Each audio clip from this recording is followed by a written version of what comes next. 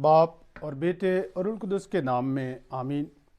یہ سال کے دوران چھٹے اتوار کی عبادت کا پیغام ہے۔ پہلی تلاوت ارمیہ نبی کا صحیفہ اس کے 17ویں باب کی 5ویں سے 8ویں آیت۔ ملعون ہے وہ آدمی جو انسان پر بھروسہ رکھتا ہے، مبارک ہے وہ آدمی جو خدا پر بھروسہ رکھتا ہے۔ مزمور کی کتاب پہلا مزمور اس کی پہلی 4 آیات اور پھر 6 آیت میں مبارک ہے وہ آدمی جس کا توکل خدا پر ہے۔ مقدس پالوس رسول کے پہلے خط کرنتھیوں میں سے آج کی دوسری تلاوت لی گئی ہے، 15واں باب 12ویں آیت پھر 16ویں سے 20ویں آیت۔ آپ یہ دیکھ سکتے ہیں تلاوت نامے میں یہ 12ویں سے 16ویں اور پھر 20ویں اکیلی ہے، مگر حقیقت میں یہ 12ویں اکیلی ہے اور پھر 16ویں سے 20ویں آیت۔ اگر مسیح نہیں جی اٹھا تو تمہارا ایمان بے فائدہ ہے۔ نعرہ حمد ہے، مبارک ہے تو اے باپ آسمان اور زمین کے خداوند، کیونکہ تو نے بادشاہی کے راز چھوٹوں پر ظاہر کیے۔ انجیل مقدس بمطابق مقدس لوکا اس کے 6 باب کی 17ویں آیت اور پھر 20ویں سے 26ویں آیت۔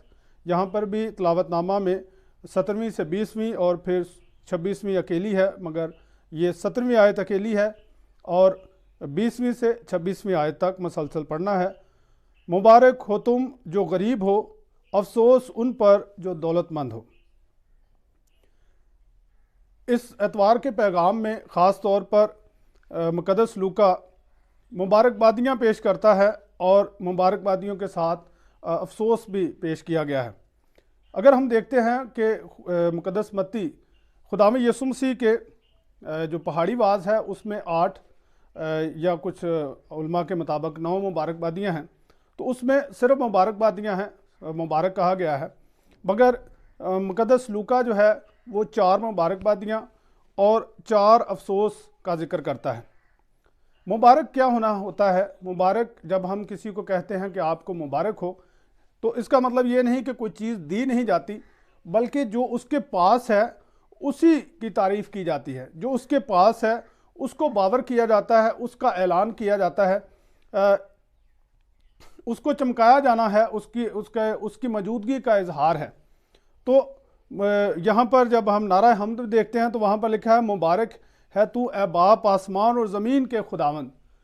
خدا کو جب ہم مبارک کہتے ہیں تو ہم کچھ چیز خدا کو دیتے نہیں یا اس کی عزت کو بڑھاتے نہیں، بلکہ ہم اس بات کا اعلان کرتے ہیں کہ وہ جو ہے اس کے پاس پہلے سے موجود ہے، وہ پہلے سے خالق ہے اور وہ جو ہے وہ مبارک ہے۔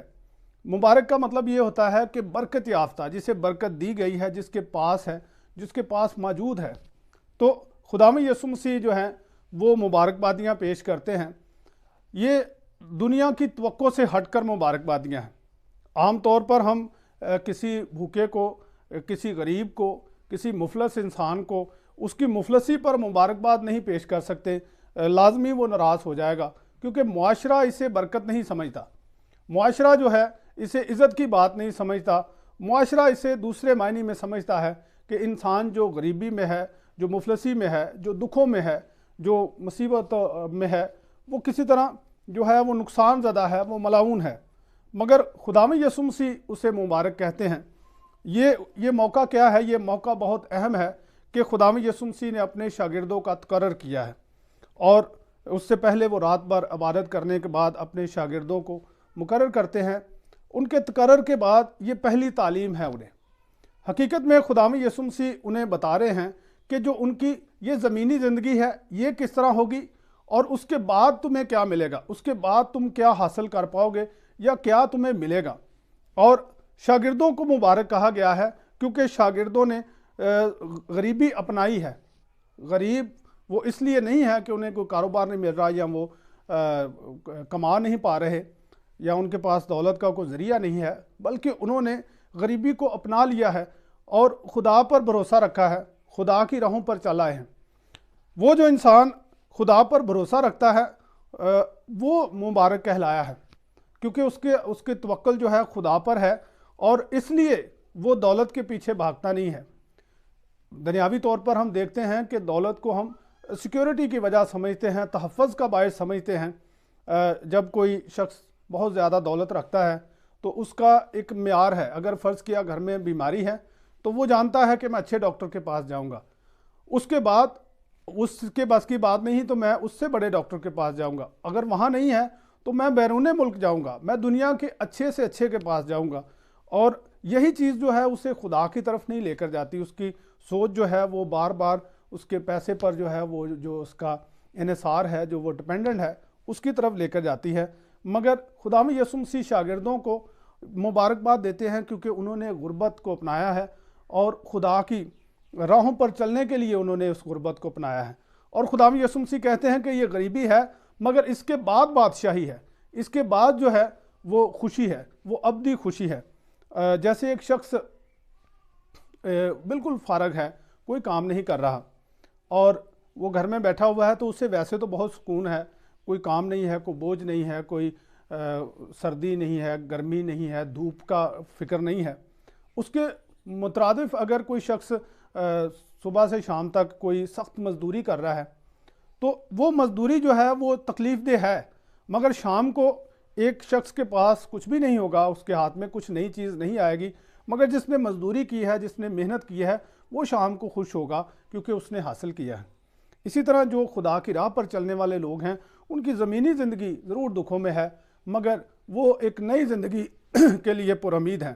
اور آج کی دوسری تلاوت ہمیں یہی بتاتی ہے کہ ہم خداوند یسوع مسیح پر جب ایمان و بھروسہ رکھتے ہیں, خداوند یسوع مسیح کو جب ہم اپنا لیا ہے تو اس میں مسیحی ایمان کا جوہر دوسری زندگی ہے, مردوں میں سے جی اٹھنا ہے, ابدی زندگی کے لیے ہے. اس لیے مقدس پالوس رسول کہتے ہیں کہ اگر ہم اسی زندگی کے لیے مسیح پر ایمان رکھتے ہیں تو پھر تمام دنیا سے کم وقت ہیں, کیونکہ زندگی دینے والا جو ہے وہ ہمیں دوسری زندگی کی دعوت دے رہا ہے.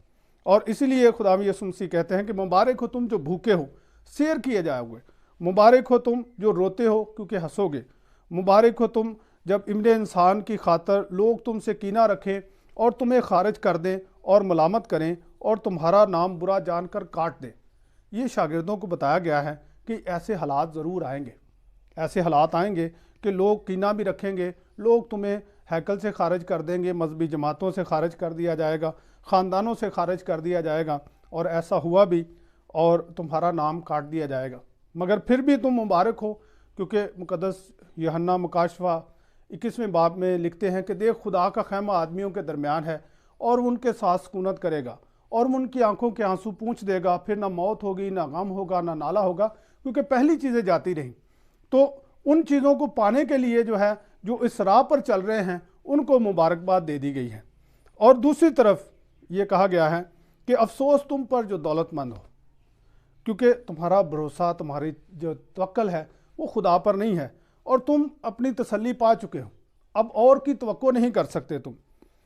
یہ ایسا نہیں ہے کہ دولت مند جو ہے وہ سارے کے ساری دنیا میں جو ہے وہ ضرور ہے کہ وہ اس دنیا میں خوشی پا چکے ہیں تو اگلی زندگی میں وہ ضرور دکھوں میں ہوں گے یا جہنم میں جائیں گے. ایسا نہیں, بلکہ وہ جن کا توکل ہی دولت پر ہے, جنہوں نے دولت کے علاوہ سوچا نہیں ہے, جنہوں نے ابدی زندگی کے بارے میں نہیں سوچا, ان کے لیے کہا گیا ہے افسوس تم پر جو سیر ہو کیونکہ تم بھوکے ہوگے, افسوس تم پر جو ہنستے ہو کیونکہ ماتم کرو گے اور رو گے, کیونکہ تبدیلی نہیں لا رہے, خوش ہیں اور اپنی ان خوشیوں میں کھوئے ہوئے ہیں, زمینی زندگی کی آسائشوں میں کھوئے ہوئے ہیں, اس لیے آنے والی زندگی کے لیے کچھ تیاری نہیں ہے. ایک بات جو بہت خاص ہے دونوں باتوں میں کہ وہ کہ مبارک ہو تم جب لوگ تمہیں برا کہیں, مبارک ہو لوگ جب لوگ تمہارے خلاف بولیں, کیونکہ انہیں نبیوں کے خلاف بھی, سچے نبیوں کے خلاف بھی بغاوت کی اور اس کے خلاف بولے. اور افسوس تم پر جب لوگ تمہیں بھلا کہیں. آج کی دنیا میں یہ بہت عام ہو چکا ہے کہ انسانوں کی تعریف کرنے والے لوگ جو ہیں وہ زیادہ پذیرائی پا جاتے ہیں اور دوسرے انسانوں کے لیے دھوکے کا باعث بھی بنا دیتے ہیں کہ جو چیزیں ہمارے پاس نہیں ہیں, جو صلاحیتیں ہمارے پاس نہیں ہیں, جو ہماری خوبیاں نہیں ہیں, ان کے حوالے سے بھی لوگ تعریف کر کے ہمیں جو ہے وہ اس بات پر سوچنے پر مجبور کر دیتے ہیں کہ ہم بہت خاص ہیں, ہم بہت اہم ہیں, ہم مکمل ہو چکے ہیں. جب انسان یہ جانتا ہے کہ میں مکمل ہو چکا ہوں تو وہ پھر ترقی نہیں کر سکتا. میرے عزیزو, خدا کا کلام ہمیں دعوت دیتا ہے کہ ہم خدا پر توکل رکھیں, اسی پر یقین اور بھروسہ رکھیں, اور دوسری طرف اس بات پر ایمان رکھیں کہ اس زندگی کے بعد بھی ایک زندگی ہے, وہ زندگی جو خداوند یسوع مسیح ہمیں دینے آیا ہے, کیونکہ وہ آیا ہے اس لیے تاکہ ہم زندگی پائیں اور کثرت کی زندگی پائیں. اور اگر ہم اسی زندگی کے لیے ساری محنت کرتے رہے، اسی زندگی کے لیے کوشاں رہے، تو پھر ہم وہ زندگی حاصل نہیں کر سکتے. اور اسی لیے مقدس پالوس رسول فرماتے ہیں کہ اگر ہم اسی زندگی کے لیے مسیح پر ایمان رکھتے ہیں تو پھر تمام انسانوں سے کم بخت ہیں. آئیں اس کی راہ پر جو ہمیں تکلیفیں، دکھ، مشکلات آتی ہیں، ان کے بارے میں خداوند یسوع مسیح ہمیں یہ کہتے ہیں کہ خوش ہو، شادمانی کرو، کیونکہ تم صحیح راستے پر ہو، تم نجات کے راستے پر ہو. خداوند ہمیں اپنے کلام کے وسیلہ سے برکت بخشے، باپ اور بیٹے اور روح القدس کے نام میں آمین.